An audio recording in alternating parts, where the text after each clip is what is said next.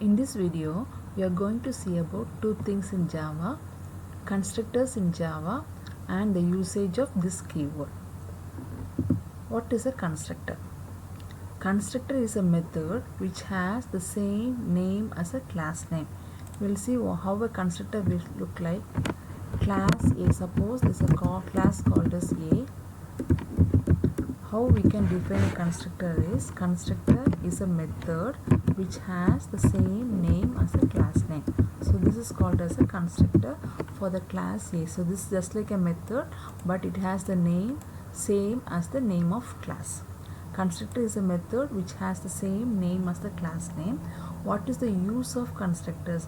The instance variables used within the classes are initialized by using constructor. So constructor is used for automatic initialization. The constructor initialization is done upon creation of objects. Whenever we are creating objects for a class, the constructor for a particular class will automatically get executed. Okay, so each and every time we are creating an object, if you are creating an object 5 times, the constructor will be called 5 times. If you are creating an object 2 times, the constructor will be called 2 times. So whenever we are creating an object, the constructor will be automatically called. Then regarding the return type, normally a method will have a return type, but the constructors does not have a return type, not even void. So if a method is not returning any value, we'll use the keyword void, but for a constructor we won't use void also. We cannot use void also. Okay, now what we are going to do is, in the previous class while seeing about Java methods, we used an object called class called as box. We are going to revoke the box example, and we use a method called as set dimension. There we are going to redefine the set dimension method. So we can see the program. This is a program which we have used. So here, instead of this method set dimension, we are going to use a constructor. So how we can modify is, what is a constructor? A constructor is a method which has the same name as a class name. So the class name is box here. So we have replaced the method set dimension by this constructor box. So now this is a constructor. I'll re-explain the class box, then 3 instance variables, width, height and depth. This method volume is used to find out the volume, that is multiply the values of width, depth and height and return that value. And this is the constructor. We have initialized the instance variable width, height and depth. Width is equal to 10, height is equal to 10. I'll give it. Height is equal to 15 and depth is equal to 15 and height is equal to 20. We are giving some values. Okay. Now, so no need to call the method set dimension because the methods are not available. So how we can how this gets executed is, whenever this object is created, whenever object for the class box is created, see the first line, box my box is equal to new box of. So this will invoke the constructor. Again box my box 2 is equal to box, so this will also again invoke the same constructor. But in this case, since we have given some constant values, both my box 1 and my box 2 will have the same value, 10, 20 and 30. So let us execute this program. Save the program and execute. Now we can see that in both the cases the volume is 3000. The reason is, so since we have given some constant values here, both the object will be assigned with the same values, 10, 20 and 30. Okay. So here instead of the method we have used box constructor. So here value 10, 10, 10 and 10, 3 tens are assigned. So the output will be 1000 and 1000. So is a class view. Box has 3 instance variable with height and depth and a constructor box and a method volume. The main class contains only one main method. Parameterized constructor. So Now we are going to see about constructor with parameter. So what is, in the previous class we have seen methods with parameters. Now we are going to see about constructors with parameter. What is parameterized constructor?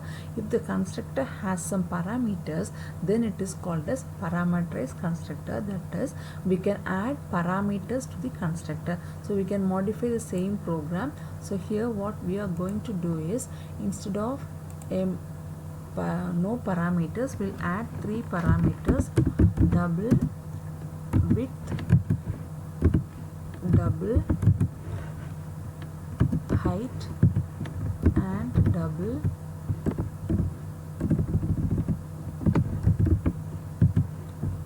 depth.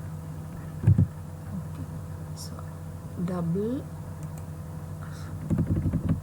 W, double H, and double D. Okay, so now what we can do here is, instead of 10 we can give W, then here we can give H, and here we can give D. Okay, so now these are called as parameters. Okay, so this is called as constructor with parameter. So when you are calling creating object for this class myBox, we have to pass the arguments. Now here we can give the values 10, 20, 15, and for second object we passes 3, 6, 9.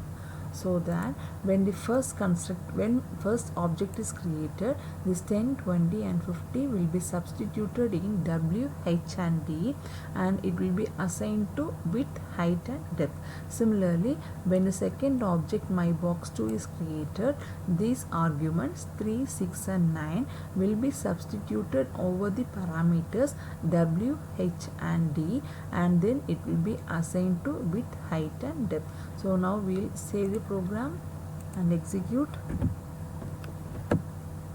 We'll get the previous output 300162. So what we have used here is, we have used constructor with parameters.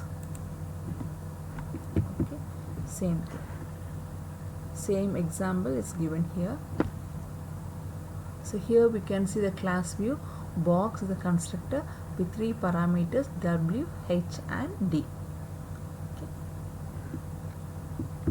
Next is this keyword. Okay. What is the use of this keyword? This keyword always refers to the current object. Okay. Sometimes a method will need to refer to the object that invoked it. So object will invoke a method, so it needs to know the object which invoked the method. To know that, we use the keyword this. So this is a keyword. It can be used inside any method, and it refers to the current object. So this is always a reference to an object on which the method was invoked. So to better understand what this refers to, we can use the previous program box. So in this box program, so what I am going to do is, instead of W, I am going to give us width, here height, so we can make out the difference, and here depth. Okay, so what comes here? Width, and here height, and here depth. So now when we save the program and execute the program, what we'll get is, we get the answer 0. The reason is, so since we have used width, height, and depth, so in the instance width, height, and depth are the instance variable, and this width, height, and depth are the local variables. Okay, so when compiling this program, the compiler will get confused with what this width refers to and what this width refers to. Okay, so that's why we got the result as 0. Okay, so to overcome this confusion, what we can do is, we can use this operator along with the instance variable. So this dot height, this dot width, and this dot depth. So when you are using this operator along with the instance variable, this means that this width refers to the instance variable of the current object, and this one, the width on the right side, refers to the local variable. That is to differentiate the instance variable with the local variable from the local variable. To differentiate the instance variable from the local variable, we can use the operator, this operator. Okay, now we'll save the program and see the difference. See, now we got the correct output. Volume is 3000 and volume is 162. Okay, so this is the example.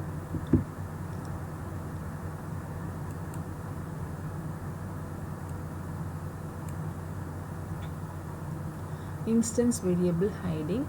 So it is illegal to in Java to declare two local variables the same name inside the same or enclosing scope.